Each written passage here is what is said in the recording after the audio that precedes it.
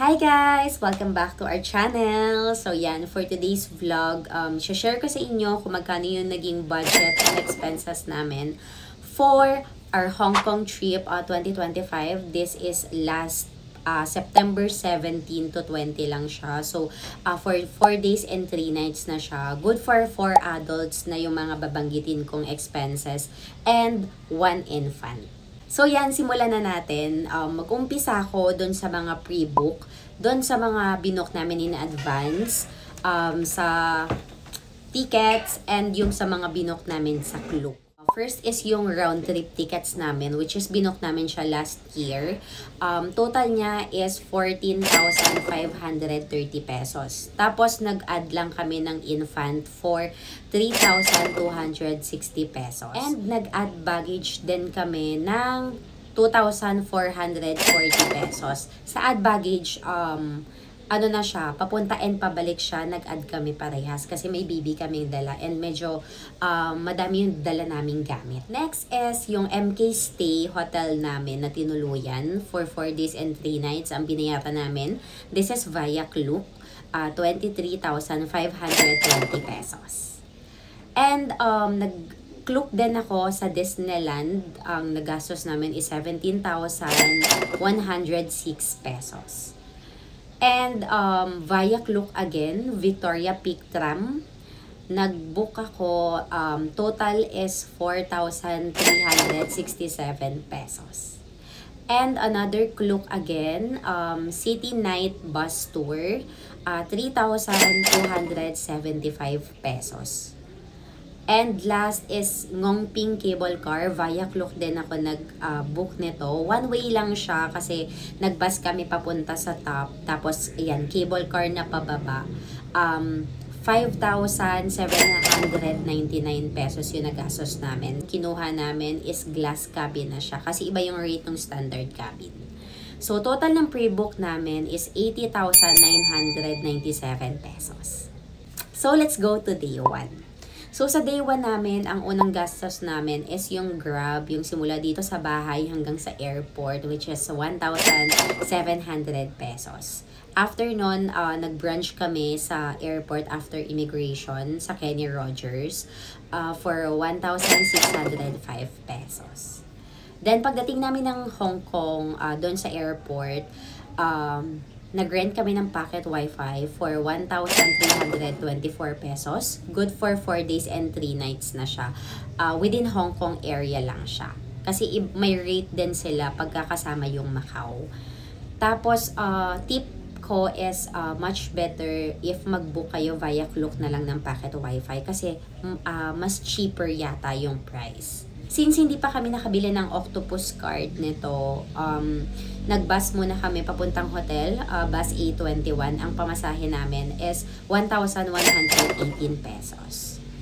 Then, pagdating namin sa Mongkok, nag-check-in lang kami. Tapos, after nun, nag-dinner kami sa Jollibee. Ang dinner namin na nagastos is 1,198 pesos. Then, after namin mag-dinner, bumili lang kami ng pang-snacks para pagdating ng hotel may makain kami. Yung tinapay lang siya, parang mamon.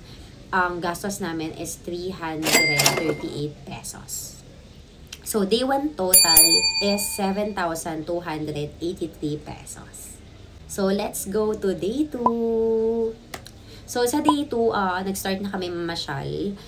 First stop namin is sa Ngongping. So, nag-MTR kami papuntang Ngongping. Bumili na kami ng octopus card with load. So, total is 1,470 pesos. So, sa Ngongping, pagdating doon, nag-snacks lang kami since hindi pa kami nag-breakfast ng water and sausage. Gastos namin sa water and sausage is 662 pesos. Then, pagkababa namin sa cable car, inalo kami ng souvenir photo and snow globe. Nag-avail kami, pero optional to kung i-avail nyo or hindi. Na-avail namin siya for 2,927 pesos.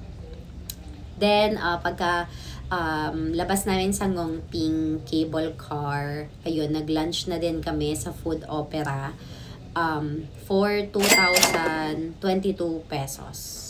And nag-drinks kami plus 470 pesos.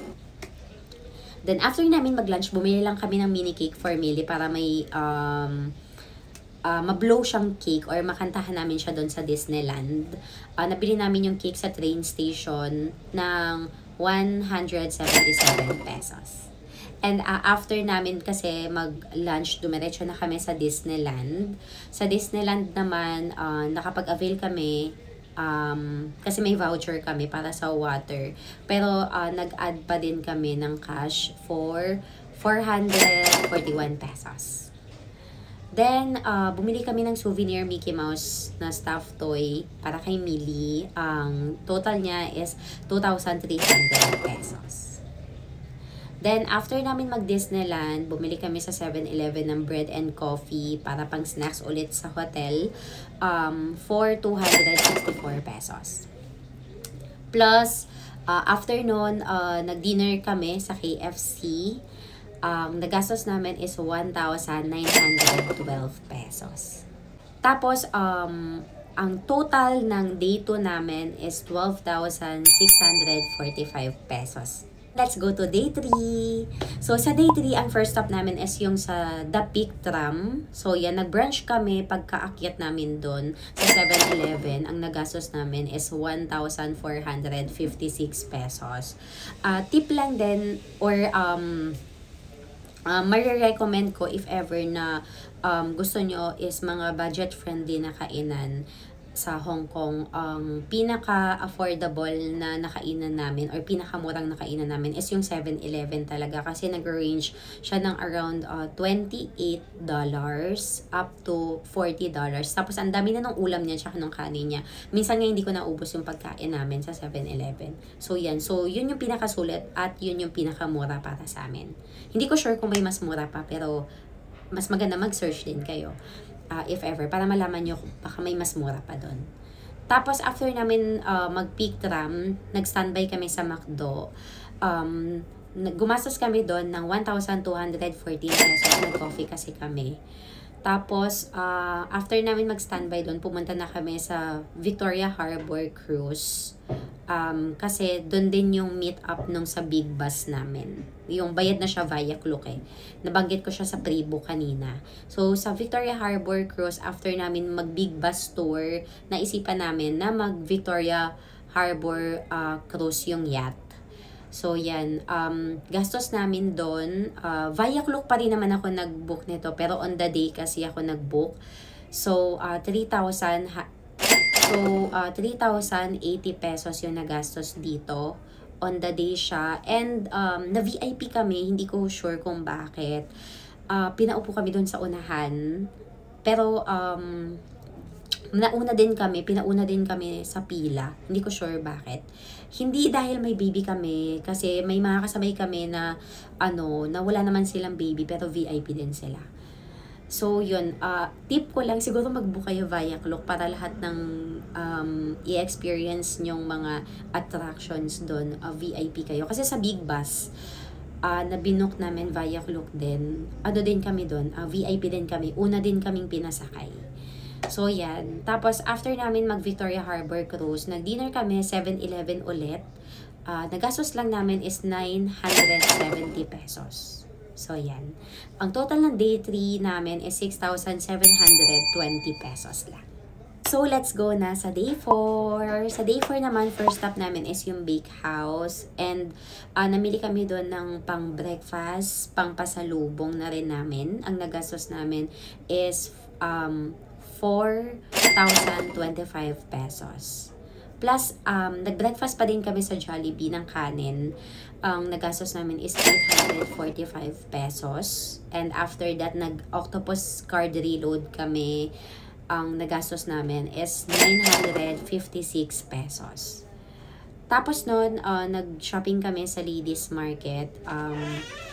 Ang nagastos namin ang napapalit namin lahat na pinang-shopping namin is 4,000 pesos. So, sa 4,000 pesos, ang nabili namin is mga bag, mga t-shirts, tapos mga keychains. Madami-dami na din siya. Tapos, tip lang is, pagka bibili daw kayo doon sa ladies market, if ever na for example sabihin nila 100 Hong Kong dollars, tawaran nyo na daw agad ng half. Kasi ano daw, ayun, alam daw nila kasi pag tourist, pagka ganon. So yan, tinataasan daw talaga nila yung price. So tip lang yun nung taga Hong Kong din na nakausap namin.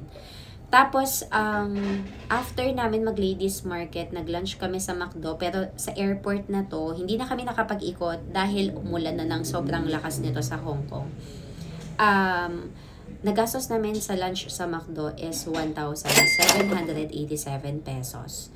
Tapos, pagdating namin ng Manila sa NAIA Terminal 3, nag-Tokyo-Tokyo kami for dinner para pahinga na lang kami pag-uwi. Naggastos namin is 1,770 pesos. Tapos, nag-grab kami pa uwi for 2,000 pesos. So, day for total namin is 15,383 pesos. So, yan, ang grand total lang nagastos namin dito sa Hong Kong is 123,028 pesos. So, ito yung mga inclusions nung budget na to. Yung round-trip tickets namin with one infant na siya, travel tax, tsaka yung pre-book baggage namin. Accommodation namin for 4 days, 3 nights sa MK Stay. Yung tours and attractions like Disneyland, Victoria Peak Tram, City Night Bus Tour, Ngong Ping Cable Car, Victoria Harbor Cruise. Tapos, pocket wifi rental namin kasama na din. Transportation like Grab, yung bus sa Hong Kong, yung Octopus Card load and reloads. Tapos, yung food and drinks namin sa fast food, 7-Eleven, convenience store, yung light snacks namin and coffee.